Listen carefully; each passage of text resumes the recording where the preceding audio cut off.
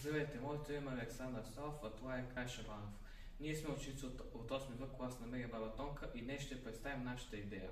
Нашият отбор се казва Sound Protect Plus и ще ви представим идеята ни, която се свързва с глухите хора и малките деца. Нашата идея е едно решение за тях. Смарт часовник с Bluetooth камера брошка, закачена на дрехата на човека с увреден слух или детето. Камерата сканира с изкуствен интелект дали има коли или други превозни средства. Тя предава сигнал на часовника, който през това време ще вибрира, за да даде сигнал на човека. По старите модели коли сме предвидели сензор, който да издава силен шум, когато усети, че наблизо има дете или глух човек. А за по-новите скоростта им ще намалява автоматично.